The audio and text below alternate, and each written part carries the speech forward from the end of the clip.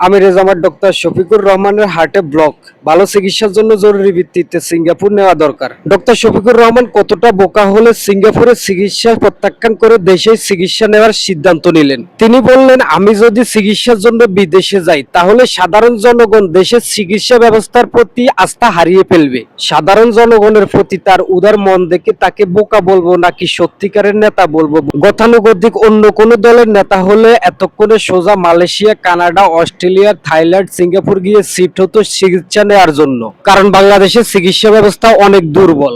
বাংলাদেশে এমন একটি আইন করা হোক যেখানে লেখা থাকবে দেশের সকল এমপি, মন্ত্রী, আইপি, বিআইপি এবং সকল প্রভাবশালী চিকিৎসার জন্য বিদেশে যেতে পারবে না, সবাই দেশেই চিকিৎসা নিতে বাধ্য থাকিবে। তাহলে দেশের এমপি, মন্ত্রী, আমলা কামলারা স্বাস্থ্য খাতের নির্ধারিত বাজেট থেকে চুরি করবে না, স্বাস্থ্য খাতের বাজেট বড় রাখার পক্ষে থাকবে। দেশে এমন একটি আইন যদি করা হয় তাহলে চিকিৎসা ব্যবস্থা অনেক উন্নত হবে, আর তাতে দেশের সাধারণ জনগণ উন্নত চিকিৎসার অভাবে দুঃখে দুঃখে মরবে না।